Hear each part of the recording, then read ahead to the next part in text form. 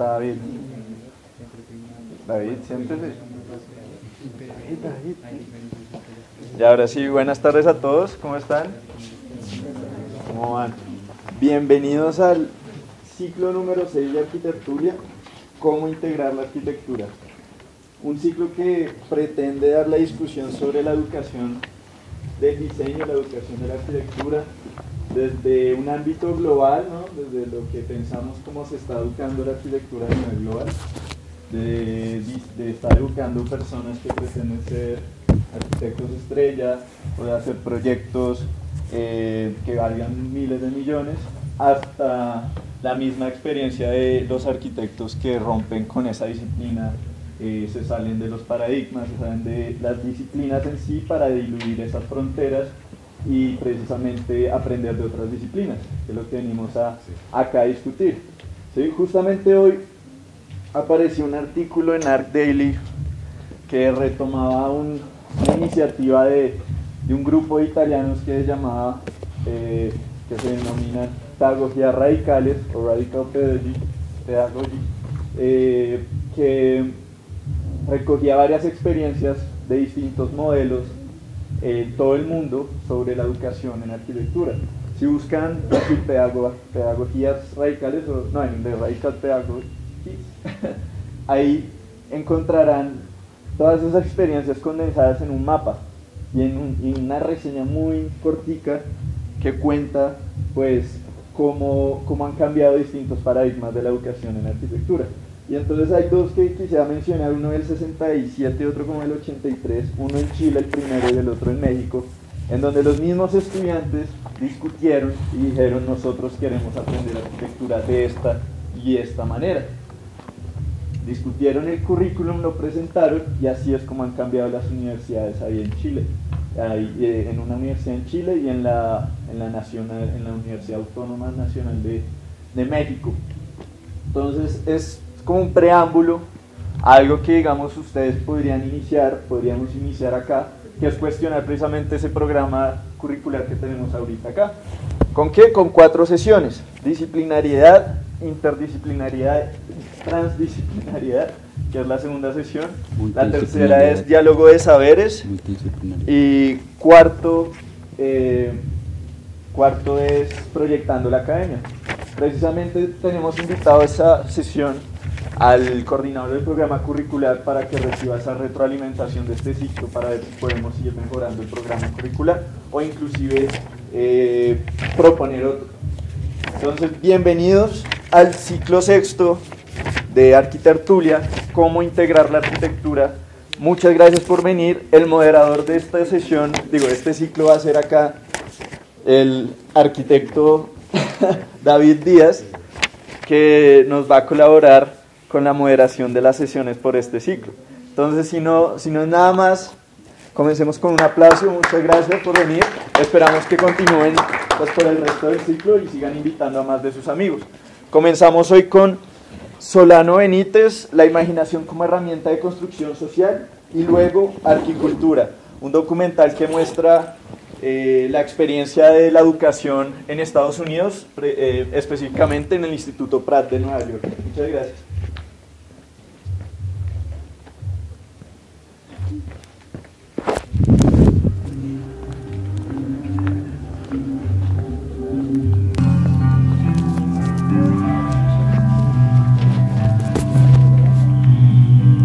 Por la que habíamos decidido tratar estos dos materiales, uno que es una conferencia y la otra un documental. Digamos, la conferencia es más una introducción a lo que es actualmente la discusión que se está llevando a cabo acerca de la educación de la arquitectura como disciplina. Y la segunda es el documental, lo que busca hacer una crítica a cómo se está enseñando la arquitectura en el mundo, a qué problemas se enfrenta actualmente y cómo se están enfrentando. Digamos, ahí hablan de que se han venido haciendo transformaciones en el programa académico de esa escuela, porque hablan de que no se está empalmando correctamente con los problemas de la realidad, sino que estamos,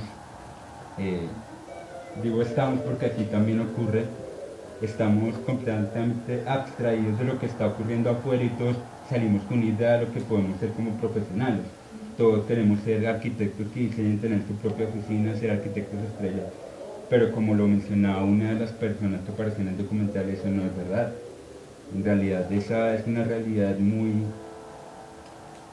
diferente a la que se vive afuera como profesional.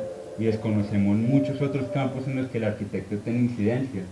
Ahí mencionaron, por solo decir algunos, en el tema social, cultural, económico, qué tan involucrados estamos nosotros desde la escuela con esos campos a los que podemos enfrentarnos en la vida profesional. Muy poco, lamentablemente. Entonces, yo quisiera empezar como por darle la palabra y escuchar sus opiniones acerca de lo que vieron y asimismo ir haciendo una discusión acerca de lo que es la educación de la arquitectura como disciplina en nuestra escuela y en nuestro contexto social. No sé si alguien tenga algo que decir sobre lo que acabamos de ver.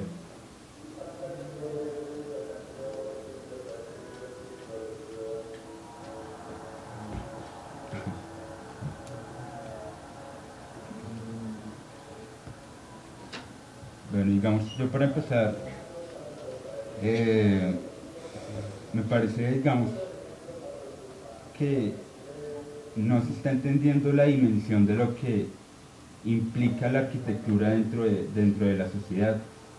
Simplemente vemos que nosotros producimos espacios en los que confluye la gente, pero no estamos siendo conscientes de qué es lo que sucede con las personas dentro de ese espacio, o fuera de él también, empalmando la arquitectura con el urbanismo. Y digamos, no ha habido un proceso de retroalimentación en la arquitectura, que es algo que ya hemos venido notando desde anteriores sesiones. No hay un proceso de reevaluación sobre lo que se está haciendo en la arquitectura desde la academia y desde la profesión. Simplemente se sigue transmitiendo un conocimiento que no ha tendido a evolucionar lamentablemente y mucho más en el contexto colombiano. Digamos, solo como por dar un ejemplo, en nuestra escuela no nos están hablando sobre bioclimática, sobre medio ambiente, no nos están hablando sobre el impacto político y social que tiene la arquitectura dentro de la sociedad. Simplemente es diseño, diseño, diseño, diseño, pero estamos diseñando para qué o para quién. Lamentablemente para un mercado, que era algo de lo que hablaba una de las arquitectas que aparece en el documental. Estamos aprendiendo arquitectura para desenvolvernos en un campo de la industria de la construcción, pero no estamos teniendo en cuenta otras dimensiones en las que podríamos tener impacto desde el diseño. No sé si alguien tenga algún apunte que hacer al respecto. Yo tengo todos los apuntes por eso. Me presento, yo soy Claudia Celis, soy arquitecta egresada de la Universidad Nacional hace 27 años, salí en el 88. Pues por supuesto tengo una cantidad de experiencias que son completamente válidas y coherentes con todo lo que se hablaba acá. Cuando yo estaba estudiando arquitectura, nosotros vivíamos como estaban los chicos del documental. Nosotros teníamos clase de 7 de la mañana a 7 de la noche, los 10 semestres. Y entre esos, el miércoles, que era el día más suavecito, teníamos unas prácticas de construcción que se llevaban a cabo, que es el Sindúo, ahí donde queda el auditorio, ahí quedan los talleres que los dictaban técnicos del SENA. No sé en este momento si todavía tengan ustedes prácticas de construcción, pero ahí una cosa que era válida era que si uno tenía que saber cómo funcionaba, cómo se instalaba un sanitario, cómo se pegaba un ladrillo, a nosotros nos tocó aprender eso. Creo que en todas las otras universidades se ha perdido, sé que una que otra ha buscado hacer empalmes con la SENA para hacer estos talleres. Tuve la bendición de tener como profesores a Fernando Martínez Sanabria, fue mi director de tesis, Guillermo Bermúdez fue profesor mío también, bueno, todos los grandes arquitectos clásicos fueron profesores en la universidad, pues, y teóricos, los profesores estaban pues Silvia Arango, que todavía está, Carlos Niño, Alberto Saldarriaga, eso como parte de la formación. cuando en el periodo que yo estaba hubo el famoso cierre de un año de la universidad en la cual se perdió en la cafetería, la residencia, todo este rollo. ¿Qué hace uno como estudiante de arquitectura de tercer semestre fuera de releer las fotocopias de lo que teníamos de examen la siguiente semana del cierre? Entonces no, una semana, no que entre la otra semana, así fue un año que pasó. Entonces, ¿qué tocaba hacer? Pues empezar a trabajar, y ese empezar a trabajar para mí fue empezar a trabajar con algunos arquitectos que han sido profesores míos, empecé a trabajar como dibujante y tuve la oportunidad de hacer muchas cosas, de aportar en diseños, cosas, pero que no todos mis compañeros tenían esa oportunidad. Muchos se terminaron trabajando en ventas, otros trabajando en una cantidad de cosas adicionales. Y regresamos a la universidad y ya, pues la universidad ya era otra cosa, ya los espacios de discusión eran diferentes, pero pues seguíamos enfocados en qué vamos a hacer de trabajar. Yo pude seguir trabajando en los ratitos que podía como dibujante y en una oficina que entré ya los últimos semestres, aporté en el diseño de unos edificios que se construyeron. Cuando me gradué, dije, bueno, ¿yo qué voy a hacer? Voy a seguir como empleada trabajando aquí para alguien que me diga, oiga, sí, muévale esto, hágale esto, trabajando en diseño, o me voy a lanzar a montar mi propia oficina. Cometí la locura de lanzarme a trabajar sola. Y digo la locura en la medida que cuando uno está trabajando en una oficina de arquitectos, tiene la ventaja de que uno aprende y le pagan por aprender. Y aprender en la vida real, fuera de la academia, es otro paseo totalmente distinto. Cuando uno está trabajando solo, uno es el que pierde plata. Entonces, hay que tener cuidado y no ser tan osado a veces, pero también hay que ser coherente con lo que uno cree. Yo perdí plata aprendiendo, lo digo porque había obras que yo decía, no, es que esto hay que hacerlo así, y experimentar con materiales, con cosas que gracias a Dios tenía la ventaja de tener la experiencia acá con los talleres que habíamos hecho, pero con una posibilidad interesante. Con el transcurso de los años, pues, tuve la oportunidad de hacer vivienda multifamiliar, quintas de recreo, hacer muchísimas cosas, y por cosas de la vida terminé trabajando con una entidad pública, con la Secretaría de Integración Social, que yo decía, ¿yo qué voy a hacer ahí? Además, yo nunca había hecho una licitación, nunca había licitado, porque siempre estaba la idea de que para construir alguna gran obra tocaba pasar plata. Cuando entré a la Secretaría, que maneja, no sé si ustedes la conocen, maneja todos los proyectos de interés social, de interés social es con la gente en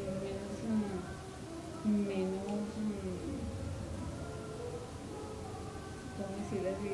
La gente de estratos 1, 2 y 3 en servicios sociales, jardines infantiles, albergues de ancianos, casas de la juventud, con proyectos sociales. Entonces yo estaba trabajando allí, entré a trabajar allí en la subdirección de plantas físicas, en el área de mantenimiento. Fue una vuelta grandísima de pasar de tener mi oficina y ganar muy bien un mes y el otro mes esperar a que saliera algo, que esa es la otra cosa cuando uno está independiente. Fue un año ganando los millones y otros 6 meses en que no recibo un peso, entonces hay que aprender a administrar. Pero el caso es que llegando allí a la secretaría, ¿a qué viene esto? Yo tenía la posibilidad de ver proyectos diseñados por grandes arquitectos de Colombia y del mundo, que hacían jardines infantiles, que hacían albergues de ancianos. Y oh sorpresa, que cuando uno veía los proyectos que hacía la gente, tan pronto los terminaban, tocaba entrar a intervenirlos haciendo todo lo que no había tenido en cuenta el arquitecto que había diseñado. Entonces, que si era un jardín infantil, entonces colocaban las ventanas grandísimas, que no tenían en cuenta que las tomas estaban a la altura de los niños, que los sanitarios, bueno, cuando yo entré ya se estaban teniendo en cuenta los sanitarios niño infantil. Pero entonces, todos esos 8 años que estuve ahí, nutriéndome de muchas cosas y aportando también, yo decía, ¿qué está pasando? ¿Por qué los arquitectos, por ser estrellas, y ahí sí ya no nombro muchos, fuera de Salmona, que ya es otro rollo, había cosas que inclusive en los proyectos de Salmona tan reconocidos no había tenido en cuenta cosas mínimas como diseñar un jardín infantil en San Cristóbal, en una zona casi a la altura de Monserrate, y los niños se congelaban. Tocó entrar, intervenirse, poner unas ventanas para que los niños vivían con los cachetes rojos, la mitad del jardín estaba desocupado porque los niños estaban enfermos casi todo el tiempo. Entonces yo decía, como un arquitecto, como la superestrella Salmón no ha tenido en cuenta esas cosas, y así se iban dando casos de muchos otros arquitectos. ¿Qué decisión tomé yo? Dije, nada, hay algo que hacer, y pues no es salvar el mundo, pero sí creí que lo que yo tenía que hacer era entrar nuevamente a estudiar, seguirme actualizando, que lo hice siempre. Entré a hacer la especialización de pedagogía en diseño aquí en la universidad, y ahora estoy haciendo la maestría en educación con énfasis en pedagogía de diseño. Porque es importante este pedacito de contarles toda esta historia en este momento, y más en como este ambiente en el que se habla de la disciplina y que va a terminar con el tema de la transdisciplinariedad, porque en mi experiencia siempre una de las cosas, y por lo que me fue muy bien trabajando independiente y por lo que me fue muy bien trabajando en la secretaría, es que siempre el arquitecto, una cosa que tiene que tener en cuenta es quién va a habitar el espacio. Que nunca se les olvide eso. Pónganse en los zapatos, por favor, de quién va a habitar el espacio. Que si el cliente, que el cliente siempre tiene la razón y es el que va a vivir ahí, siempre cuenten con la palabra de qué le gusta hacer al dueño de la casa, qué le gusta hacer al dueño del apartamento. Si es solo una decoración que dice, mire, compré este piso, que vamos a hacer, tengan en cuenta quién va a vivir ahí. No es lo mismo que vaya a vivir un señor pensionado a que vaya a vivir una pareja joven que está dispuesta a tener uno o dos hijos, o que no quieren tener hijos, lo que sea. Por favor, siempre tengan en cuenta la persona que va a habitar y diseñen con esa persona. Pues si están trabajando solos o si tienen la posibilidad de trabajar con un socio, acuérdense que las personas que viven ahí son las que van a tener que aguantarse las decisiones que ustedes toman. Entonces, la parte importante de la arquitectura es no olvidar que vamos a habitar, que son, y no es ser la estrella, que efectivamente llegará un momento en que hay quienes lo reconocen a uno y otros que dirán, pues sí, este es el arquitecto de X o no sé, pero que las intervenciones pocas o muchas que hagamos, tengamos en cuenta a los seres vivos que se están desplazando. Yo creo que ustedes todos se acuerdan de cómo era la casa de sus papás cuando eran chiquitos, del jardín donde ustedes estuvieron, del colegio, y todo eso es lo que nos ha nutrido para ser arquitectos ahorita, o haber tomado la decisión de estudiar arquitectura. Entonces, así como ustedes fueron nutridos por los espacios en los que vivieron, hagan lo posible porque los espacios en los que ustedes están diseñando, los que están aportando, sean de recordación para quienes lo ocupen. No que lleguen y que digan, volviendo a Salmón, listo, estamos tomando clase en ciencias humanas, acuérdense que toca llevar una cobija si tienen clase a las 7 de la mañana, o si tienen clase a las 7 de la noche, porque hay unas cosas que, a pesar de que el espacio es de ensoñación, que tiene unas vistas espectaculares, que tiene unas cosas muy lindas, acuérdense que hay el espacio para habitarlo, y puede que usted esté en clase, pero usted tiene que estar concentrado en lo que está y no pendiente de que me estoy congelando, ojalá que este termine rápido para ir a tomar un tinto, cosas de ese estilo, sea el espacio que sea.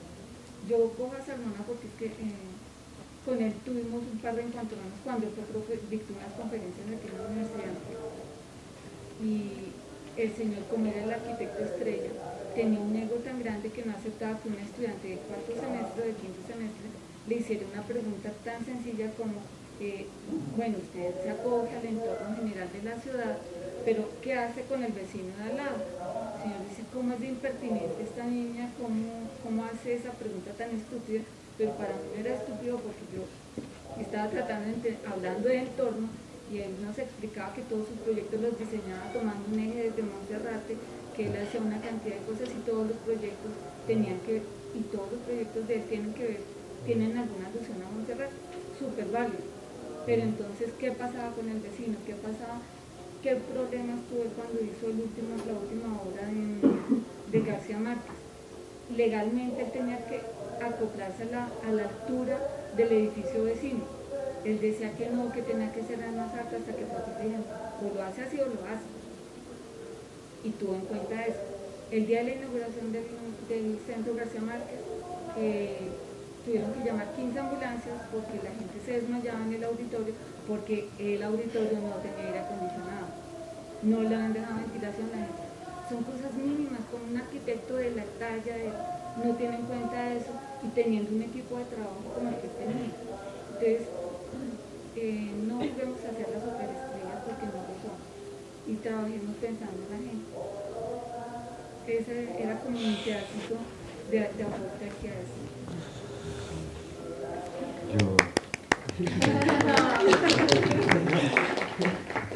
Sí, yo creo que para aportar a lo que estoy diciendo, o sea, yo siento que por lo menos, y es una opinión personal, la escuela no ha entendido ese tipo de cosas, y entonces no ha encontrado la manera de, por ejemplo, instar a que los estudiantes trabajen en equipo. O sea, y cuando lo hace, lamentablemente no termina de la mejor manera. Y ocurre que en la vida profesional el trabajo siempre es en equipo. Digamos, actualmente yo me encuentro trabajando en una oficina y, o sea, todo es en equipo, ni siquiera hay puertas en la oficina porque constantemente todos van pasando respuestas de todos para dar tu opinión sobre lo que estás haciendo. Pero aquí eso no ocurre, y cuando ocurre no ocurre de la misma manera, porque no somos asertivos en la crítica. Siempre es crítica destructiva, no es crítica constructiva. Y tampoco siento que la escuela se esté relacionando con lo que está pasando afuera, simplemente es formar arquitectos para prestar servicio a la industria de la construcción, pero ¿qué hay más allá? O sea, ese es el único campo en el que tenemos incidencia. No, yo siento que no es así. Tal vez en Colombia esté un poco limitado, pero afuera hay muchos campos en los que el arquitecto coincide. Digo, tal vez un poco en tono de burla, pero es verdad, hoy en día los arquitectos hasta diseñan videojuegos. Entonces, digamos, de alguna manera la arquitectura, la escuela está reconociendo que el campo de acción del arquitecto abarca una cosa tan superflua como los videojuegos. No ocurre, y uno lo ve traducido en el programa académico. Yo he tenido la oportunidad de evaluar lo que era el programa académico antes y después de la reforma, y la verdad es que nos quitaron mucho en relación a lo que muchos de los que ya están egresados pudieron ver. O sea, lo que nos quitaron fue muchísimo, y hoy en día estamos viendo materias que, si bien transmiten un conocimiento, no aportan esa semilla para innovar, para crear algo nuevo, para aportarle algo más, sino es simplemente un conocimiento que es técnico, sí, solo algo técnico, pero no va mucho más allá, y la escuela tampoco incita para que el estudiante innove, o cree algo nuevo, o esté en condiciones de criticar, como por ejemplo lo estoy haciendo ahora mismo, el programa académico, que eso incida en un cambio importante. Todo este ciclo está fundamentado en esa intención de que esto se traduzca en un cambio para la escuela, un cambio importante que esté pensado desde la formación del arquitecto para la vida real, para la vida profesional, como los nuevos conocimientos que debe tener en cuenta para desempeñarse en la vida profesional. Digamos, yo considero algo lamentable el hecho de que la escuela de arquitectura, siendo la Universidad Nacional, esté tan apartado de los problemas del país. Creo que eso es algo que realmente no comprendo, cómo la Universidad Nacional, la Escuela de Arquitectura de la Universidad Nacional no se está involucrando con los problemas reales de la sociedad. Hace poco que pasó el proceso de acreditación, cuando venían los padres académicos y preguntaban, bueno, ¿y los procesos investigativos se están traduciendo en algo en el pregrado? Lamentablemente no.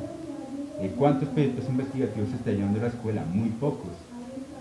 ¿Cuántos de estos proyectos investigativos tienen algo que ver con los problemas del país? Muy pocos. ¿La escuela está pensando algo de la arquitectura para el posconflicto? No, no está sucediendo. Otras escuelas lo están haciendo. La Escuela de Arquitectura de la Javeriana, de los Andes, están realizando investigaciones acerca de cómo la enseñanza de la arquitectura se va a empalmar con el país en posconflicto, pero aquí no está ocurriendo. En la Universidad Nacional de Colombia no está ocurriendo. Pues quería ponerme a pensar. Ya, bueno, estoy, digamos, como un encuentro con un profesor. Es una parte muy chiquito en donde el profesor me decía algo como, es que el profesor siempre tiene la razón. Creo que ahí ya se muestra algo que sucede en la escuela, es que el profesor siempre tiene como a imponer, se tiende a ello. Y también como el modelo tan individual que estamos viviendo ahorita, y también improvisado la superestrella, porque no creo que no es un secreto que siempre como que impulsan ciertas personas en cada semestre. Sí, es verdad que hay muchas personas que tienen unos talentos muy grandes, pero es muy marcado, en donde siempre es la misma persona. No sé qué tan bueno sea esto, ¿no? Creo que es importante, ya que tenemos estas charlas, como empezar a pensar qué queremos como la escuela, ¿no? Digamos, somos parte de la Facultad de Artes y es importante ver, digamos, procesos como el diseño industrial. Creo que el diseño industrial tiene unos procesos muy interesantes en donde uno ve cuando son entregas, uno ve los salones llenos de ellos trabajando allá. Algo que arquitectura no hemos llegado a hacer como ese ensamble entre nosotros como estudiantes, porque creo que tal vez no es cuestión de arriba, sino es cuestión de nosotros. También empezar a decir, hey, en diseño industrial ellos trabajan, digamos, temas como el diseño de una silla. ¿Por qué no acoplar esos programas de diseño industrial con arquitectura? Ver qué sale. Digamos, el mobiliario es básico para la arquitectura. Entonces, generar esas relaciones sería muy, muy interesante. Digamos. Y otra cosa más es el urbanismo. Creo que la escuela como urbanismo siempre ha tenido como, en la historia de Bogotá como tal, ha tenido un punto básico y primordial, que todavía lo tiene, pero está muy, muy escondido. Creo que la escuela en cuanto a urbanismo, ahorita pues no sé, escuchando a los compañeros como que no se incentivan casi al tema del urbanismo cuando es muy importante. Y la escuela de urbanismo todavía está haciendo cosas en Bogotá. Uno escucha a los profesores de urbanismo, ellos hablan de programas de extensión que están trabajando ahorita.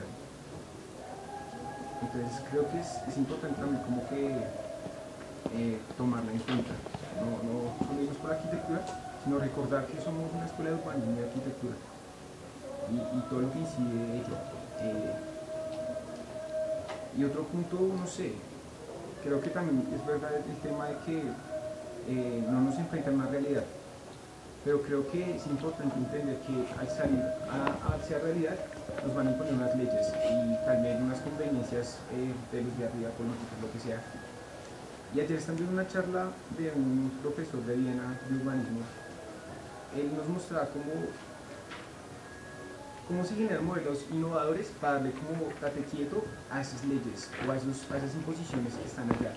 Creo que el tema es de innovación, o sea, cómo buscar cuando estemos afuera, a través del conocimiento, de las maneras de pensar, encontrar esa manera de que, en cierto modo, cumpliendo la ley, le estamos incumpliendo.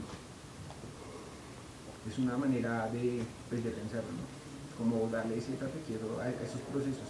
Digamos, nos mostraba como distintos proyectos que están generando en Viena, en donde, digamos, habían comunidades de personas de la ciudad, o sea, del diario vivir, que se juntaban con arquitectos, y entre toda la comunidad generan un proyecto. O sea, los mismos ciudadanos están pendientes estamos diciendo con los arquitectos, ¿sí?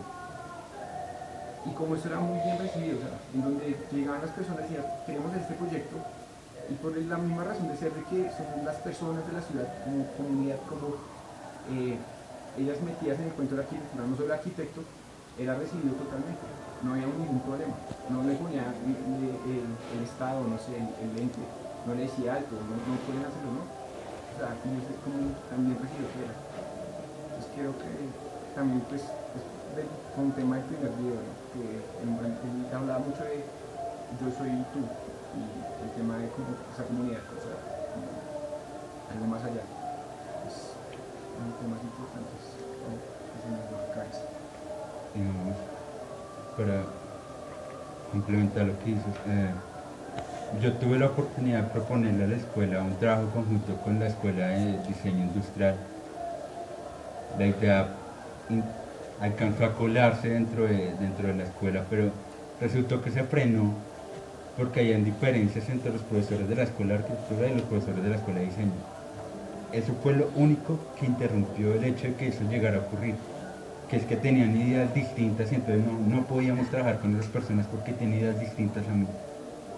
Y digamos, eso es algo que hablan en el video, hay que aprender a trabajar dentro de esas diferencias, a aprender a desenvolverse en ese entorno, pero aquí no fuimos capaces de hacerlo. Y al final el proceso se perdió, no llegó a ocurrir nada. Y creo que tenemos mucho que aprender de la escuela de diseño industrial en torno a cómo trabajan en conjunto, en equipo, cómo usan los espacios. Aquí puede que no tengamos edificio, pero eso no debería ser un impedimento para que nos encontremos en espacios y trabajar en conjunto y aprender uno del otro. Esto es ese espacio, aprender uno del otro. Pues no sé, con lo que usted está diciendo de trabajo en equipo, uno ve inclusive, ahí no trabajan en equipo, ¿no? Ahí están trabajando es individual. Y en arquitectura es más que todo una visión globalizada de cómo se enseña la arquitectura. Así se enseña probablemente en Singapur, así se enseña probablemente en Shanghái, así se enseña probablemente en Europa, ¿sí? Pero uno entra, ve en nuestro contexto, nosotros no tenemos talleres, tenemos pseudo talleres, pero no tenemos locker, no tenemos dónde dejar las cosas, no tenemos un espacio donde que podamos llamar un estudio, un taller, ¿sí? Nosotros intentamos trabajar en equipo de alguna otra manera, pero caemos en el torpe error de no enseñar cómo se trabaja en equipo.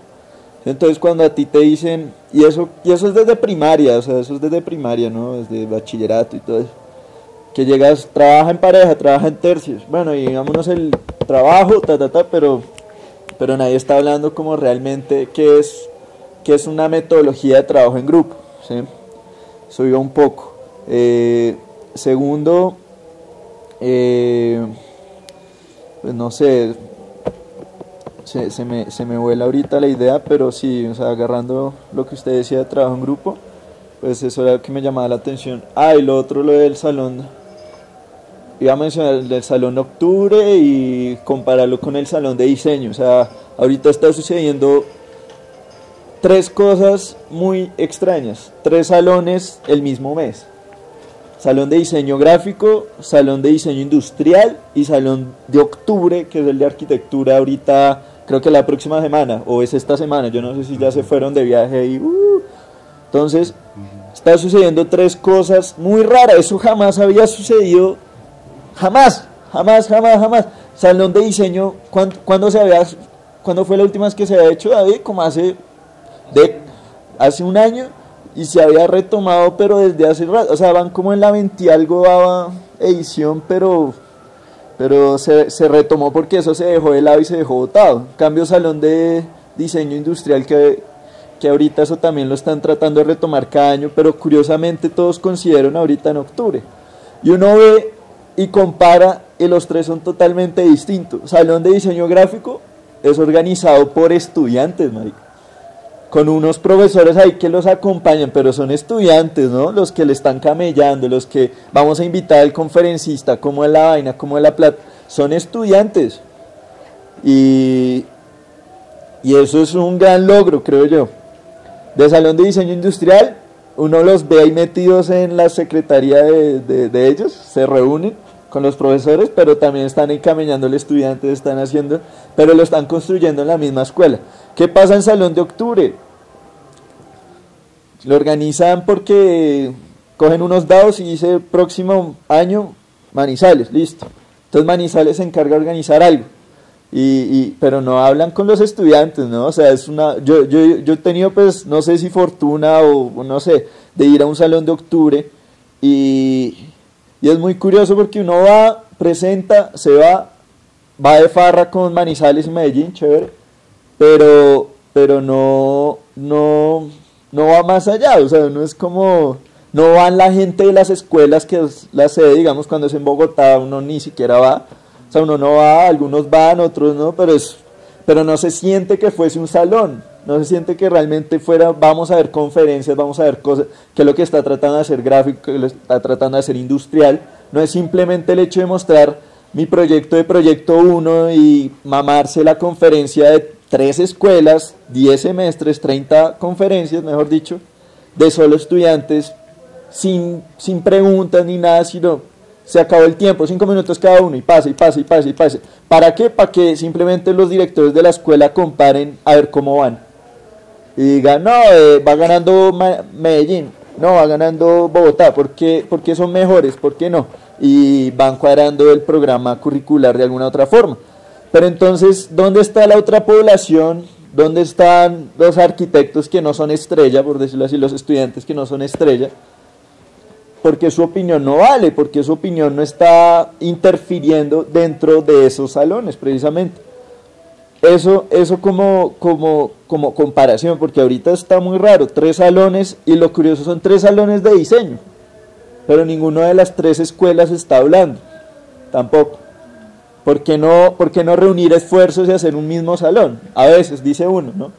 Porque gráfico le está haciendo competencia al de industrial, pero como los de industrial ya tienen más experiencia, ahorita están en aulas de ingeniería y están esparcidos por toda la universidad con stands, con cosas que no sé dónde sacaron tanta plata, y gráfico ahí luchándose el Leopoldo, el Bruno Violi, vamos, y los de arquitectura ahorita en Manizales, creo que es, ¿no?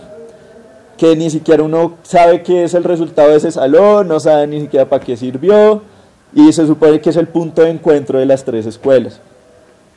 Entonces hay cosas, hay que ser conscientes y darse cuenta de que hay algo raro,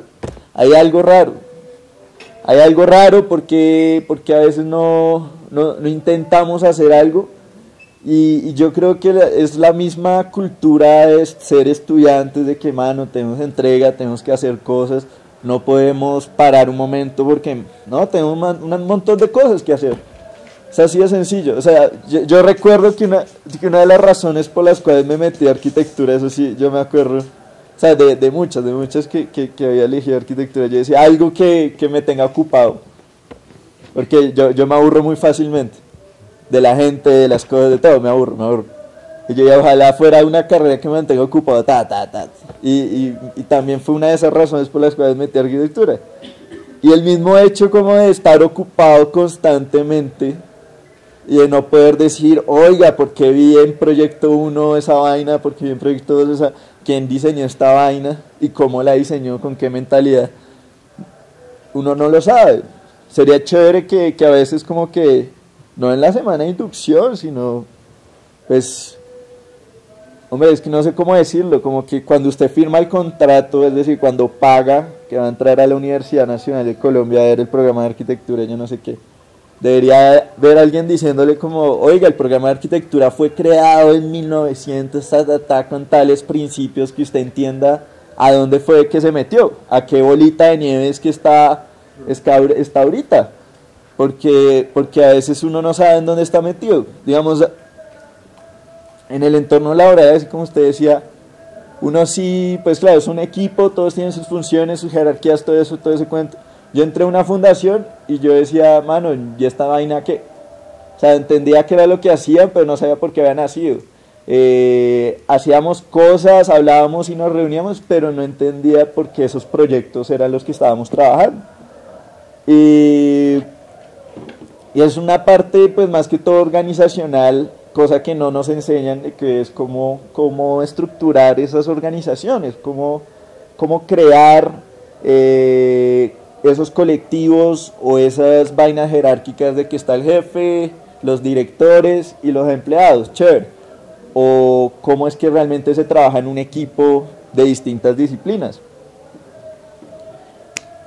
Son preguntas.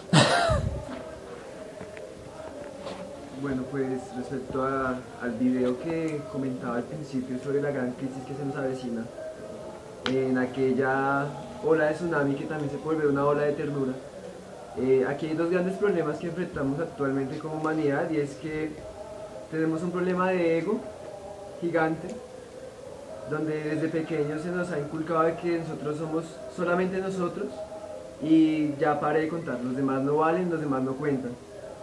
Y pues ya desde la carrera, enfocado a la carrera, el ego se magnifica, ¿no? Todo el tiempo te están inculcando de que tu trabajo es absoluto y único y que es lo único que vale. Y considero que eso es como el principio del mal con todo esto que se viene desarrollando. Un poco relacionado con lo ambiental, que pues es como el tema que más me interesa. El hecho de construir es la cosa más nociva que puede haber en el mundo. Nada más con el hecho de escarbar una montaña, sacar la grava, sacar la arena, sacar la terracota, quemarlo, calcinarlo a 11.000, a 10, a 1.200 grados centígrados. Después de eso transportarlo a la ciudad, después de eso transportarlo a la obra, después de eso construir. El coste de energía que gastamos para construir es absurdo. Y es por pura negligencia. O considero que es por pura negligencia porque nos hemos casado con un método que ya existe. No está comprobado que eso funciona y quedémonos con eso. Pero no nos detenemos a pensar un poco más por el hecho de estar ocupados, las consecuencias que conlleva hacer lo que estamos haciendo. Yo lo veo un poco más como un drogadicto. O sea, somos una sociedad de drogadictos porque hay un poder o hay un mando, el cerebro, que quiere solo drogarse para sentirse bien en su estado de completa alucinación, mientras todo un cuerpo sufre las consecuencias de ese estado de drogado, dejando de comer, dejando de hacer ejercicio, dejando de moverse inclusive, y llegando a un estado parasitario y consumo de todos los recursos que al final conlleva la muerte, y no hay nada más. Entonces, una de las cosas que me parece interesante es eso, un llamado a dos cosas. Uno, a la humildad de comprenderse en un vasto mar de más células, donde todo el mundo hace cosas diferentes, pero en conjunto forman un solo ser. Y lo otro es el llamado a la creatividad, ¿no? Que es algo que se mata porque todo tiende a ser inmediato. Hagamos algo ya porque toca presentar la entrega y no tengo tiempo suficiente para pensar en algo mejor, sino que lo primero que tenga en la cabeza lo presento. Y esa falta de meditar las cosas que uno va desarrollando, no solamente en el proyecto, sino en la vida de cada persona, pues nos lleva a eso que al final uno se pregunta, bueno, ¿y yo por qué terminé acá? ¿Pudo haber sido mejor? Y eso yo creo que es la reflexión y la crítica constante que se nos pierde como personas, y la universidad no se salva de eso. Aquí tampoco hay gente crítica. Pues esa era una de mis aspiraciones cuando entré a la universidad. Yo dije, yo quiero encontrar gente crítica, y he encontrado bastantes, no los niego, y la gran mayoría de acá son muy críticos, o si no, no estarían acá. Pero es muy triste que la mayoría de las personas no tengan ese juicio crítico para plantearse ante el mundo. ¿Yo qué soy? No, yo cómo me ven los demás y como yo soy tal. No, sino yo qué soy, qué hay acá adentro, qué sale afuera. Y creo que son unas preguntas que uno debe empezar a responder antes de enfrentarse a esto que es mucho más complejo.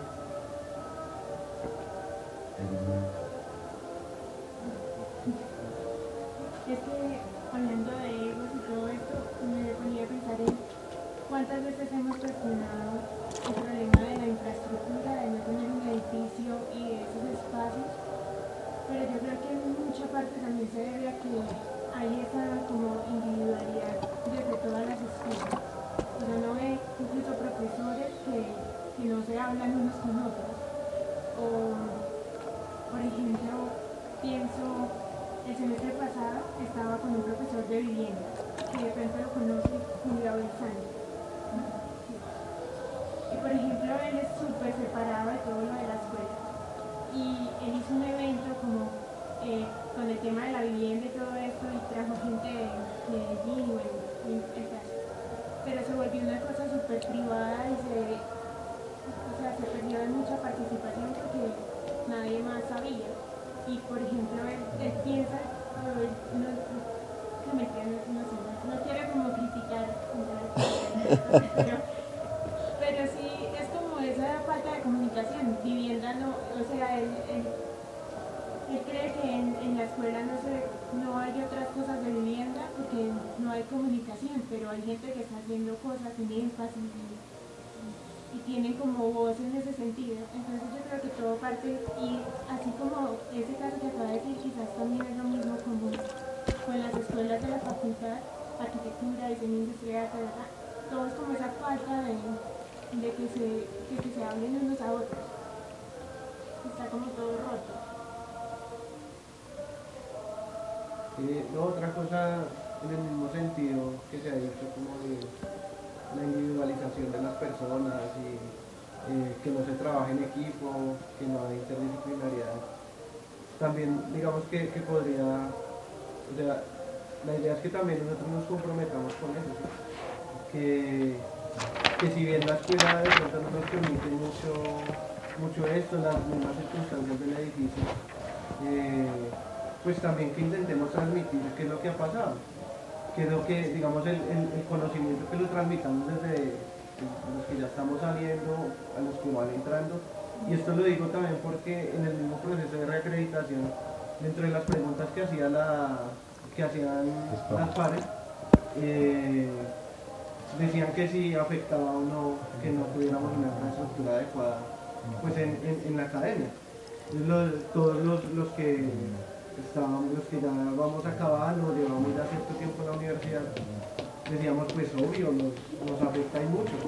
Pero entonces los compañeros de los primeros semestres decían que no, que porque habría de afectarnos. Y esto obviamente lo decían porque ellos no conocieron cuáles fueron las posibilidades que uno tenía cuando tenía los espacios adecuados, o por lo menos más adecuados que los de ahora, para trabajar.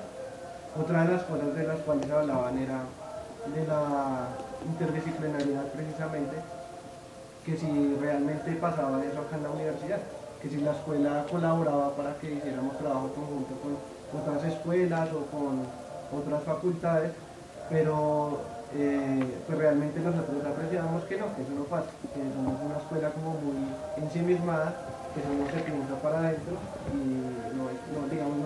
no intenta buscar afuera como alternativas para mejorar cada día. Y entonces también los compañeros de los primeros semestres respondían, claro que somos interdisciplinares, porque los profesores de representación nos dejaban el mismo trabajo que era la entrega final del taller. Y uno decía, pero entonces, ¿qué entienden por interdisciplinariedad? Ahí solamente ellos lo entendían como ahorrar el trabajo, ¿no?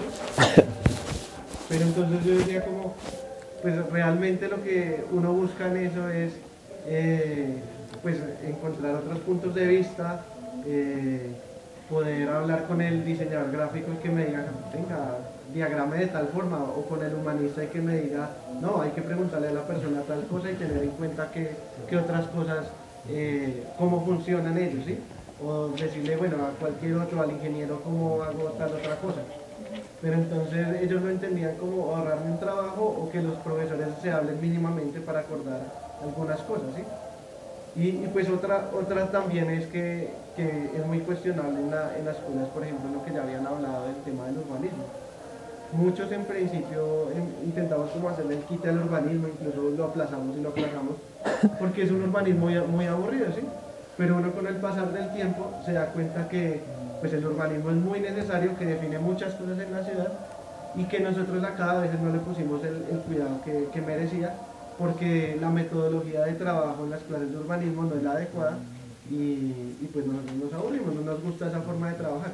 Pero si uno de pronto, pues yo no estuve en el énfasis de urbano, pero de pronto en el énfasis que estuve, que fue el de patrimonio, analicé un poco las cosas más a nivel urbano y ahora en mi trabajo de grado intento trabajar a nivel urbano el patrimonio desde el Hospital San Juan de Dios y me he dado cuenta que hay muchos vacíos teóricos y que uno no sabe hacer un análisis urbano realmente y que lo único que le enseñaron todo el tiempo de un mínimo análisis urbano fue hacer un esquema de llenos y vacíos o mirar qué usos existen y uno no mira las cosas desde una escala más amplia o tampoco baja la escala de la persona de cómo percibe realmente la ciudad o un poco de percepciones distintas e imaginarios, que es otra de las sesiones que hemos hecho que se construyen en las personas y que deberían afectar la formación que nosotros recibimos, y a su vez el resultado de nuestra formación debe ser una arquitectura adecuada y una ciudad más acorde a las necesidades que tenemos.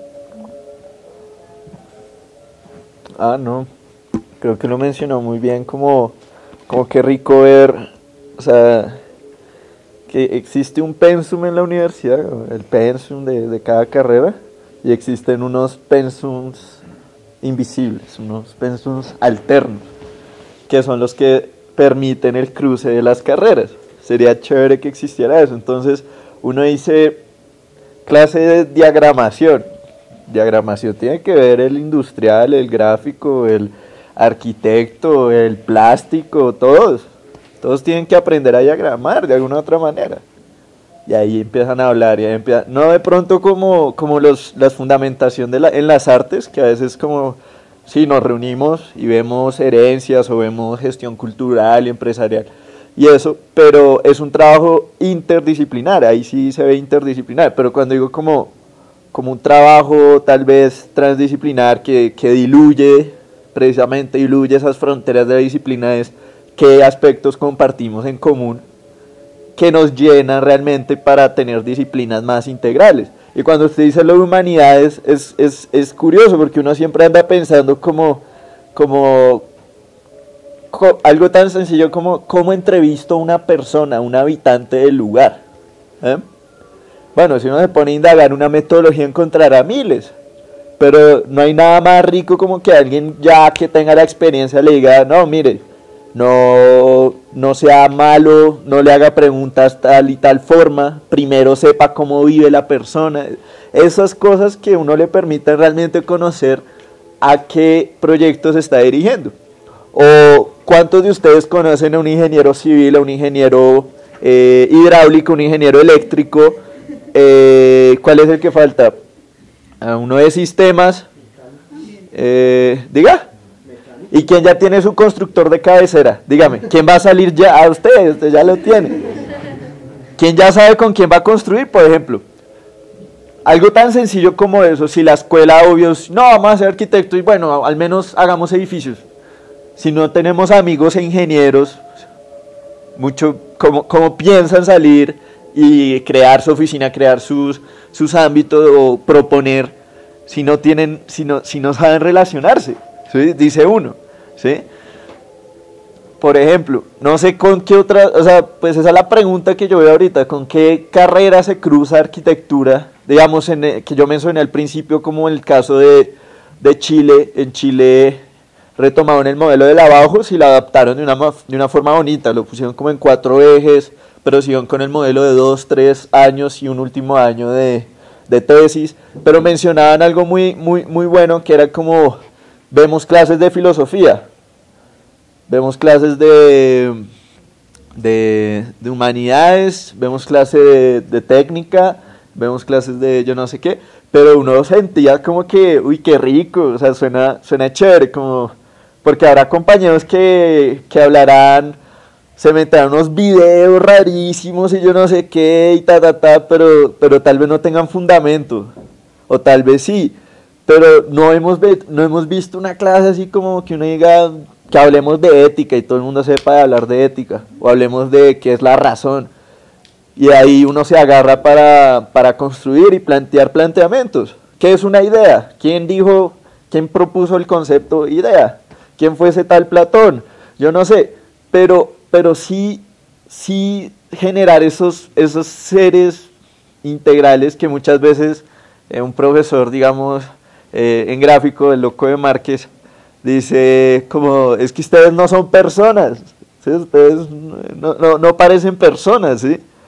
Y a veces dice, y muchas veces se ha popularizado esa frase como que uno después de no entrega vuelto nada, uy, no me hable de nada que hoy no soy persona, pero en realidad muchas veces no lo somos, porque estamos metidos en un cuento muy raro, que es, venimos a estudiar esta carrera que nadie me explicó por qué nació, que nuestras teorías no son dictadas por teóricos a veces, que nuestras historias no son de historiadores, eso es importante decirlo, son arquitectos dictando historia.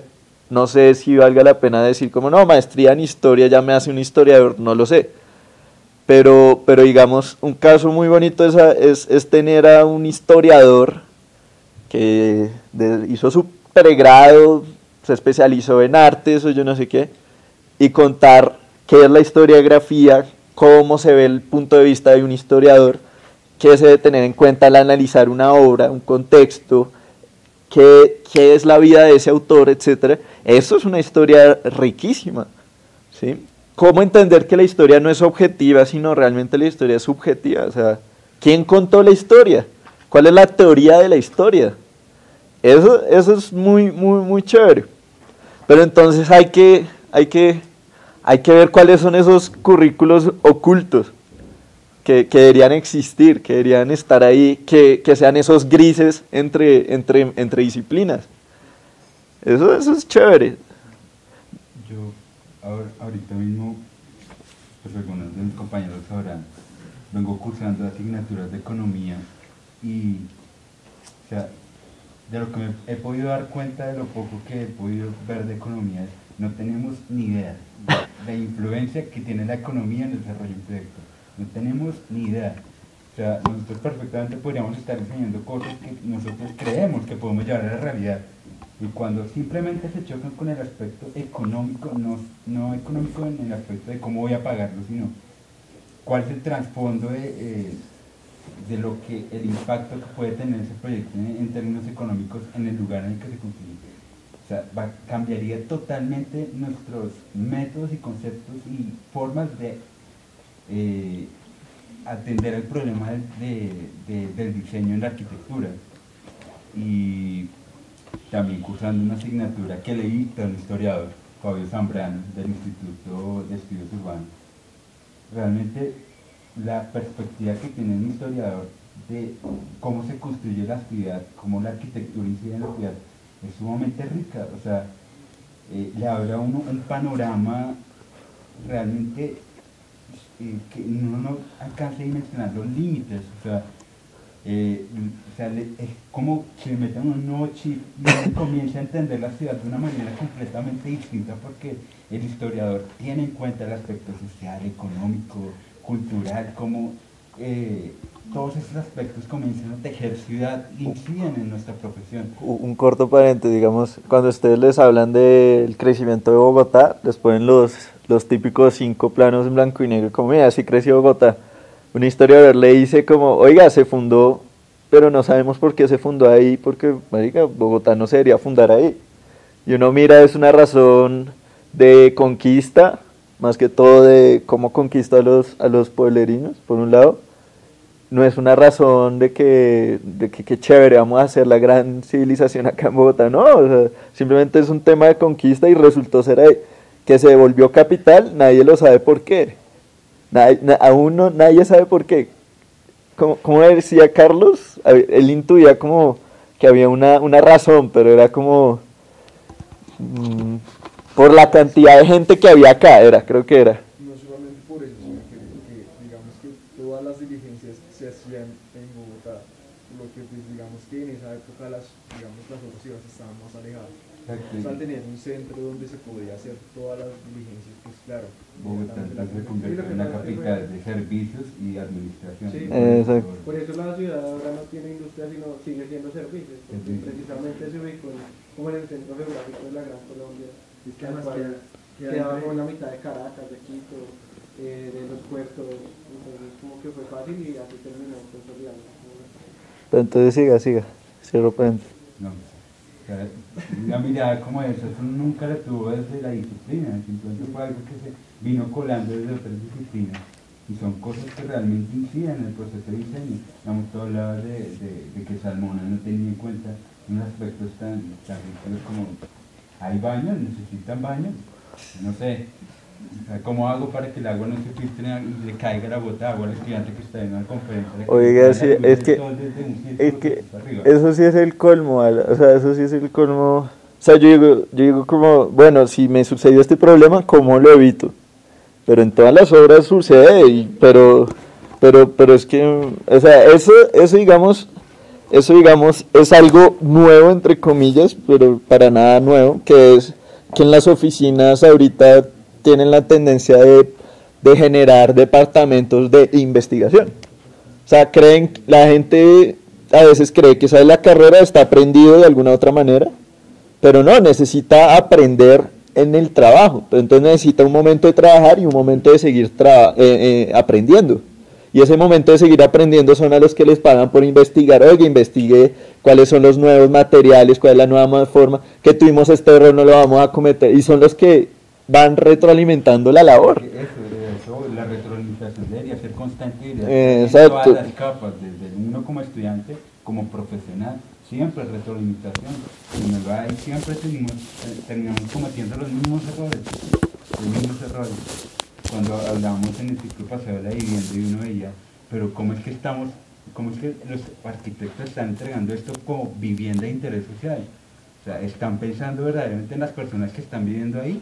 O sea, hay un proceso de retroalimentación en ese aspecto. O sea, hemos visto realmente cómo las familias terminan en términos de relaciones interpersonales y relaciones con otras familias en esos tipos de vivienda. No, y lo seguimos haciendo, lo seguimos replicando. No, es que eran como varias cosas que quería anotar, retomando como varias cosas que habían hablado con respecto al ego. Sí, ahorita el cuento de las superestrellas, del superarquitecto, yo me acuerdo que cuando yo estaba en la universidad siempre decían, no, es que el médico es el Dios, ¿no? Pero entonces decían el médico, pero ¿qué es el ego del arquitecto? El arquitecto como es creador, igual que Dios, porque Dios es el gran arquitecto del planeta.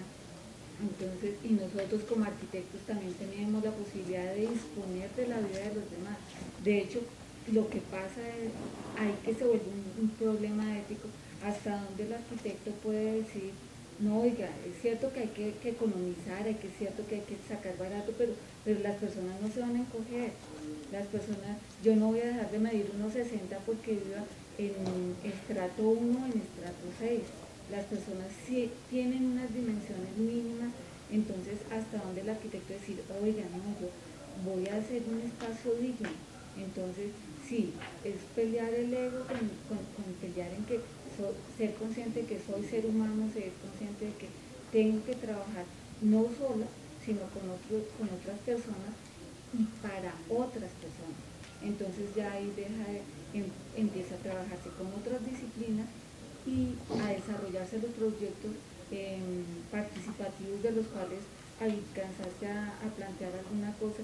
En la escuela de urbanismo sí se están adelantando ahorita proyectos desde aquí, desde la universidad, proyectos que son participativos. Hace poquito incluso un encuentro en el que se presentó los trabajos que se han hecho, y el trabajo con la comunidad es a lo que vamos nosotros. Esa es la transdisciplinaridad, el unirnos con quién es el que está siendo el usuario, qué es lo que requiere, ¿verdad? Y también tiene que ver mucho las políticas públicas. No sé qué tan empapados estén, qué tan de acuerdo no estén con el gobierno actual, independiente de cuestiones de qué partido es o no. Hay una cosa rescatable que tiene que ver, a propósito del tema de jardines infantiles, con el programa de 0 a Siempre. Los arquitectos que están trabajando en este proyecto generaron toda una actividad con las personas a quienes iba a hacer, a quienes iban a prestar servicios los jardines infantiles, y empezaron a hacer un trabajo de, oiga, venga, usted, ¿qué quiere de este espacio que se va a construir acá? En todas las ciudades donde hicieron, en Guapi, en el Cesar, en la Selva, en todas partes, hacían todo un trabajo transdisciplinario realmente. Entonces toda la gente aportaba ideas, toda la comunidad decía, mire, es que yo quiero que mi hijo juegue en un columpio así, que mi hijo salte, que mi hijo haga tal o tal cosa, pero también quiero que ese espacio lo pueda aprovechar yo. Entonces todas recogían todas esas actividades, todo lo que la gente aportaba, y empezaron a desarrollar proyectos, y no se construyó ningún proyecto hasta que toda la comunidad estuvo de acuerdo. Y así creo que ya han terminado como 40 y tantos jardines infantiles en todo el país, que es un proyecto muy bueno, que sería como lo chévere de lograr hacer arquitectura y con cada cosa, con cada intervención que hagamos, así sea que nos contraten para hacer un local, estamos haciendo ciudad, que lo que tú decías, el espacio urbano, cómo nos estamos apropiando nosotros del espacio público, de todo, cualquier intervención que hagamos siempre es hacia ciudad, y hacia ciudades, hacia ciudadanía, desde que la gente esté más cómoda en el espacio que está habitando, pues va a ser mejor vecino, no va a ser el vecino que sale y no lo saluda a uno y que lo empuja para que no se suba al ascensor, o la gente, la actitud de la persona, del usuario del espacio que estamos generando, va a cambiar, y va a cambiar la ciudad, mientras los espacios sean equitativos, que sean apropiados para las actividades que desarrollemos, yo creo que la gente va a tener una mejor actitud frente a la vida, va a amanecer sonriente, que si uno, en vez de abrir la ventana y ver a 3 metros la culata de la casa vecina, pues, no, aquí un rayito de sol, si nosotros vamos a generar esos espacios en que la gente se sienta más, en cambio de abrir y ver por lo menos, y tener la vista a un parque, a un árbol, alguna cosa, pues ya le estamos cambiando la vida a la persona, le estamos cambiando la actitud, va a ser mejor ciudadano, le va a ceder el puesto a la persona que necesite en el Transmilenio. Yo creo que es una cuestión de responsabilidad social la que tenemos nosotros como arquitectos, de ser conscientes de eso, de para quiénes estamos diseñando, y para quién estamos diseñando, para mí. Pongámonos en los zapatos del vecino. Entonces, si yo estoy diseñando, pues yo diseño que este espacio como lo quiero yo, pero entonces yo aporto eso, pero que de verdad va a venir a digamos si a usted sí le gusta o no. La arquitectura es un diálogo, se tiene que volver en eso, no es simplemente yo, superestrella, diseño si a usted le guste o no le guste. Yo tuve un profesor que a propósito decía, el arquitecto tiene la posibilidad de decir cómo va a tender la cama usted. Y yo decía, no puede ser que uno tenga todo ese poder. Sí, sí lo tiene. Entonces, mi cama, yo solo la puedo ubicar de una manera en el apartamento donde yo vivo. Si yo la coloco de otra manera, entonces me toca pasar por detrás de la cama para abrir el closet, o me toca... Y no, pues la idea es generemos espacios que sean lo suficientemente ricos como para que la gente pueda decidir qué hacer en su espacio. Entonces, igual, así hacemos ciudad. Si yo digo, listo, yo aporto esto, ¿cómo en el conjunto donde yo puedo decir, oiga, venga, diseñemos el jardín entre todos? ¿Quién aporta una mata, quién aporta otra? Eso es hacer arquitectura, convivir, saber cómo estamos compartiendo. Yo sí quería decir 4 cosas, porque tengo que irme. Primero, que hay tinto, si alguien quiere. Nadie se ha servido, pero hay tinto. Segundo, quería plantearle la pregunta pues a los que están estudiando ahorita en el pregrado de arquitectura, que respondan, o sea, que realmente quede en una memoria, que quede ahí condensada, como que de lo que están estudiando, de lo que saben que van a estudiar, ¿qué le falta a eso? ¿Sí? O sea, ¿qué más le gustaría ver? ¿Sí? ¿Con qué carrera le gustaría hablarse? ¿Sí? Porque algo curioso que sucede en gráfico es como fotografía la ve en plásticas, cine y gráfico. Pero es chévere porque los 3 nos conocemos, uno hace amigos de cine y de plásticas. Pero porque ustedes tampoco, si les interesa la fotografía, porque no están viendo eso. ¿Sí?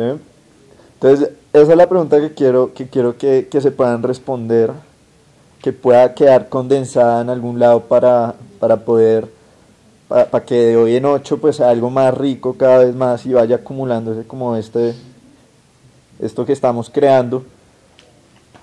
Pregúntense eso, traten de responderse, digan que oiga, a mí me gustaría ver esto y esto y esto, a mí me falta eso, a mí no me gustó esto porque aún no creo que tengan la capacidad de salir a construir, por ejemplo, cosas así, no sé. Eso es como el segundo punto, como díganlo de una vez. Y tercero, ya, nada, se me vino ahorita una idea de la cabeza, que con Álvaro, otro muchacho, nos lanzamos a la representación de la Facultad de Artes, quería aprovechar era para invitarlos mañana si quieren parchar a la 1, a jugar, a almorzar ahí en el Bosque de Artes, entre música, para que conozcan nuestra propuesta, ¿sí?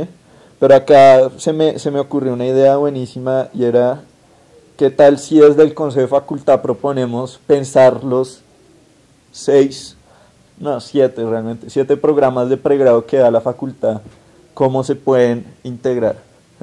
No pensar, digamos, como ha sido el error de que el director de la escuela piensa el programa de su escuela y listo, y ya. Sino qué tal si hacemos un ejercicio en conjunto de facultad y ver cómo coordinamos precisamente para que podamos todos aprender y sacarle el mayor provecho de conocimiento pues, de esta facultad. ¿Sí? Entonces los invito mañana si quieren ir a parchar ahí a la 1, llevan su almuerzo y juegan y hablamos un rato. Y por último, lo cuarto era que le va a botar la pelotica acá el señor Bedoya, que desde Arquitertulia y desde Espacio Errante y desde Bedoya y Asociados, Bedoya S.A., Sociedad Anónima, no mentira, con Bedoya, más que todo Bedoya, ha estado coordinando una actividad que se organizará a final de octubre o prolongadamente desde final de octubre como hasta noviembre. Ahí se va tocando la actividad, que es mobiliario para la Nacho, mobiliario en la UN, se llama más o menos la actividad. Y el señor acá, que es un experto para desarmar un balín y volverlo en un rascacielos, está organizando bien cómo hacer ese mobiliario con material de las maderas de la formaleta de enfermería, es decir, con material reciclado.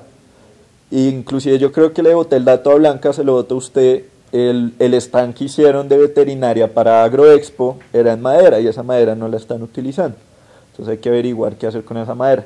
¿Para hacer qué? Mobiliario, ¿qué es? Una mesa y una silla. Algo así súper sencillo, pero chéverísimo porque van a aprender cómo lijar que la madera, que cómo cortarla, que cómo hacemos, y se vuelve un taller buenísimo. Entonces la idea son 3 momentos, casi como uno preparar el material, otro construirlo y el otro llevarlo. Creo que más o menos esos van a decir los momentos. Entonces, para que se hablen con Bedoya, si algo al final, o lo busquen por Facebook, Sebastián Bedoya, Sebastián Bedoya, y que él pues, le botó la pelota para ver si quiere decir algo más sobre eso y pues me voy. Y pues, gracias, ¿no? Estuvo chévere la tertulia. Qué pena. Bueno, pues antes de continuar con el tema de lo del mobiliario, quería dejarlo para después.